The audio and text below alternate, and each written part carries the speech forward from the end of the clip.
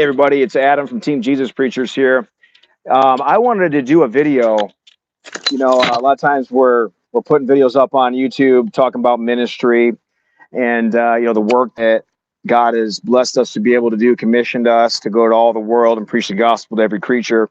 Even as we just were blessed to go to Kenya, other side of the world, and getting back here. And one of the things that is real important is understanding how to please God, how to fulfill our calling and purpose in life. And we know that evangelism is the hub and what connects us together, so that we have a mind to seek first the kingdom of God and His righteousness. And but another big part of this is to labor in our community and in our jobs and in our marriages. That a lot of times I think that we need more training, more examples, more testimonies of how God uses this. And I wanted to share a little more of my life with you. I've given my testimony in the past of how God has raised me up in this ministry. And one of the things that God did is he molded even my career, my business, to be so that I could be a channel and I could be free to be able to evangelize. And so my story is that I went to college. I got a 4-year degree in building construction management. I was recruited by a home builder back in 2004. Right after I got married, they moved me and Raina, my wife, down here to Florida, and I went to work in the home building industry. At that time, I was a lukewarm Christian. I was religious, going to church, but God started to tug on my heart to do more and to really serve Him more. And, God was blessing the work of my hands at that time, but I know that God had more for me than just to work hard. But even as I started to get more involved in ministry, God started to show me that He still wanted me to work. He still wanted me to labor. He still wanted me to, go and deal with the day-to-day grind and to actually perfect that more. So what ended up happening was I got this one job where I was construction manager for a home building company, and I thought it was my dream job because I got promoted and I was doing something that people in my profession wouldn't even be advanced to until later in their career. So I felt like, man, this is the opportunity. God has opened this door for me to be this construction manager for this home builder. And so I had about, 2 weeks vacation, like a normal job, and it was really hindering me from being able to travel very much. So I was kind of getting a little bit torn in my heart and just praying about everything. And so what God did is He actually had me get fired from that job. So, and I didn't know at the time what His plans were. So I'm going to share with you what God led me into. He led me into kingdom construction. This is now my business.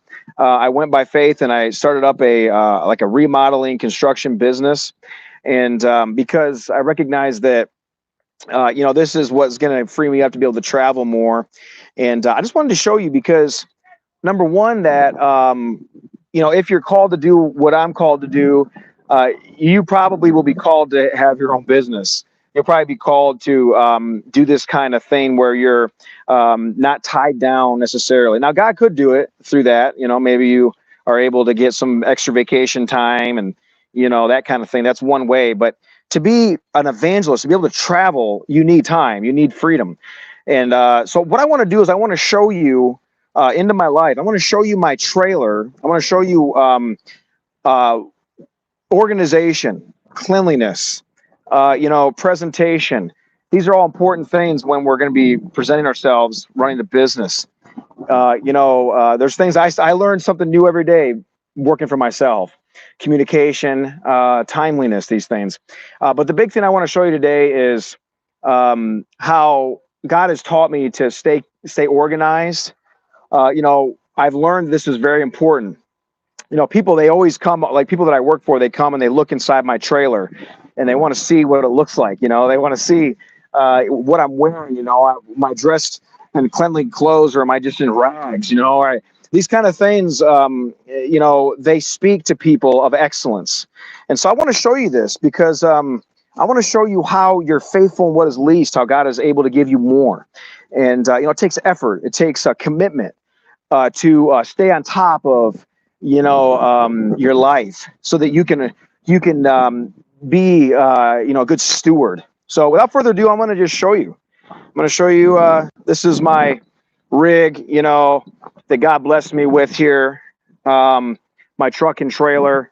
When I went into business for myself, I prayed because I didn't have the trailer. I didn't have the tools. And I said, God, just lead me to the right equipment, and I did my shopping around, and I just want to show you this. I felt on my heart to share my life with you and show you how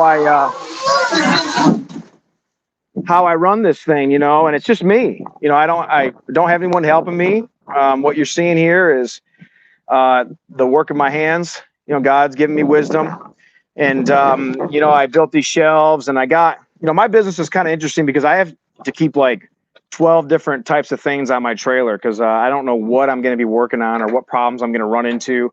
Electrical, plumbing, carpentry, drywall, concrete, painting. I'm kind of you could say, jack of all trades.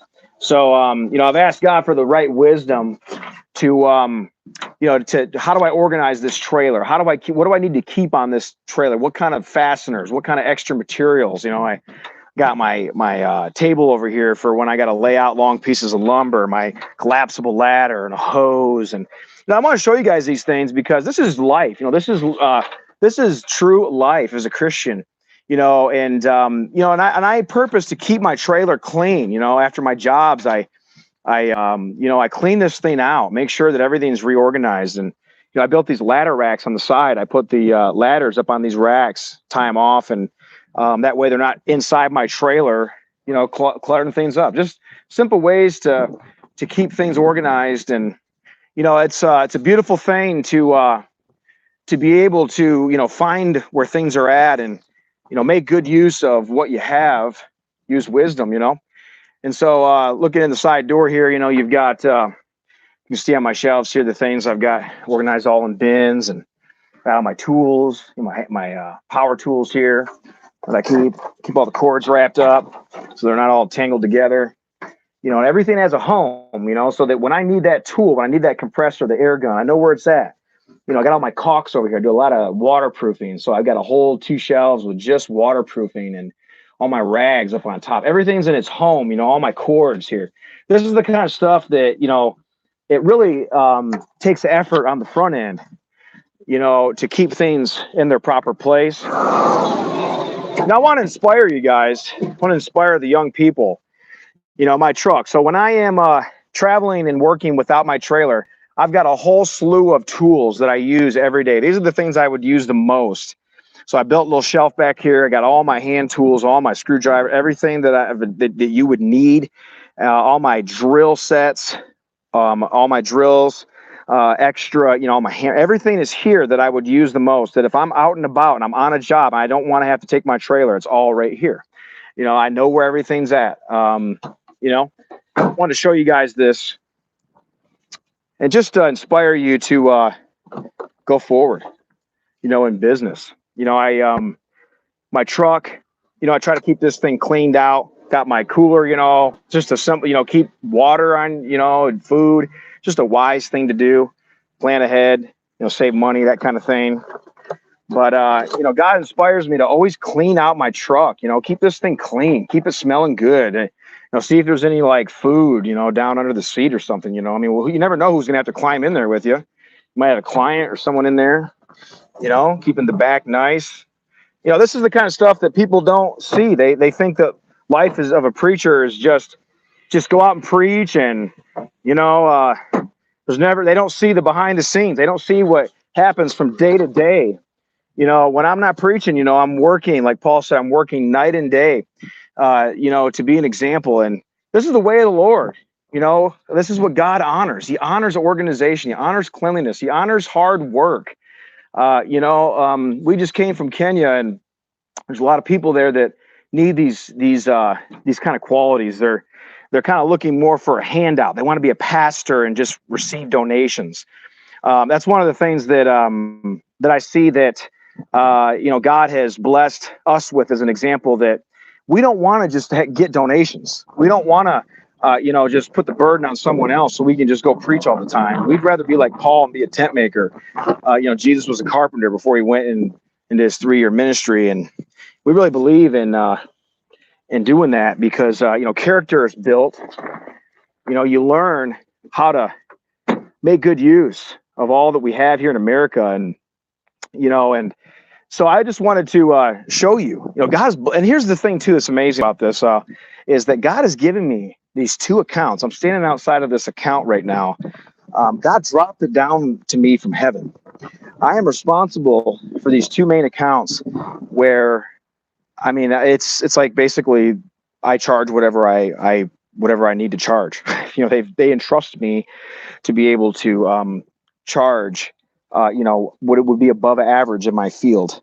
And I go in and I inspect these buildings and I find the problems, or they bring situations to me and they trust my recommendation to fix it, because when I do work, I go the extra step. You see, because I'm working as unto the Lord. So when I fix a water leak, I don't leave it so that it's going to leak again next year.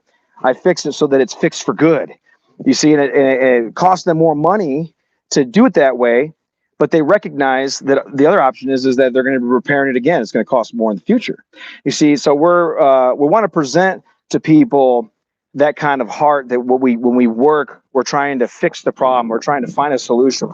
And that has been an amazing thing. I've seen how God has honored that here. And he gave me these accounts and, for this season that we're in, so that I can work and have the income and to be able to travel and preach the gospel. So I just wanted to share this with you guys. It's kind of neat that we can do this. This is a little teaching here of life, of business, of prosperity. God's prospered us, not so that we can hoard it, but so we can share, so we can have an abundance for every good work, so that, our life would shine. When people come and visit here, they can see my life. They can see that we mean business, that we're laboring, we're working, we're, good stewards, of what God has given us, that we might eat the fruit. You see, he who tends the flock is to be the first to eat of its fruit. Everybody wants the blessing, but not everybody wants to work for it. Not everybody wants to, go through the pains of dealing with the customers and dealing with the difficulties and working sometimes till 7, 8 o'clock at night to get a job done. Before I went to Kenya, I worked 14 hours on the day before I left for Kenya. I'm not boasting in myself. What I'm doing is I'm giving you an example of the strength and power that God gives you, because you recognize that you call upon God in those times. You say, God, I'm trying to serve you. And so God says, I'll be with you. I'll strengthen you. And when we have an attitude of labor, when we have an attitude of, here I am, Lord, send me, what he'll do is he'll give you bread to the eater and seed to the sower. He'll give strength, as it says, and peace to his people. But if you're just lazy, and if you don't want to do the things that are necessary, you'll be held back. You see, God can't give you more. You're going to go around the mountain. You're going to end up in the desert, and you're going to want it says lazy man, it says that he puts his hand to the bowl, wearies him just to bring it back to his mouth. It says that he'll sleep and then he'll beg in the time of harvest. He'll have nothing, because he doesn't want to sow into the things at the time while it is day. We got to labor. The night comes when no man works. So there's a lot of scriptures that point to us being diligent to redeem the time. And I just wanted to share this with you, because this is the other part of life. This is the other part of the reality of the Christian life that a lot of times we don't talk about. We talk a lot about doctrine. We talk a lot about having our P's and Q's together so that we can look and appear to be spiritual and be, something mighty and something. But you know what? This is what creates character. This is what creates servitude. When I go out and I serve people and I give them a service, I have to serve them, and they in exchange give me payment. That's the amazing thing about work. We're so blessed to work. Work is not a burden. Being out here in the 90-degree heat, sweating, as I go out and I labor and get all full of dust and grime and caulk on my hands, it's not a burden to me to do this. I'm praising God, because some people, like there are in Kenya, they have no work, they have no opportunity, they have nothing, open doors for them to go to school, or they can't even get these things. And so I'm here trying to inspire you, as we're in this land of abundance in America, to go beyond in what you are called to do, whatever your profession is, whatever your skill set is, to max it out. There's ministry there. I minister to the people that I'm around when I'm at work. I'm talking to a lot of elderly people here that are dying. So I'm looking to pray for them. I don't care if I lose this account. You kidding me? That doesn't mean nothing. So, somebody who's somebody who's in need of healing, this is the attitude we got to have. Now you use wisdom. You're a borrower, slave to the lender. You don't go in like a bull to a china cabinet and just get, you go in and you look for opportunities for God to open a door for you to reach out the gospel to people, and you let God initiate it. You don't go in and force it and be insensitive or rude. But this is a lot of what God uses in our life, in business, in work, in our presentation. They speak volumes of who God is in us. That's what I've seen. And then people, then they find out who you are. They find out that you're an evangelist. They find out you love Jesus. Then they really can listen more. Wow, this isn't just a Jesus freak guy that doesn't, that isn't responsible. He's somebody that really lives the faith that he says he has. And so that's what and it really opens their hearts. It says, you see a man who excels in his work. It says he will not stand before unknown men, but he will stand before kings.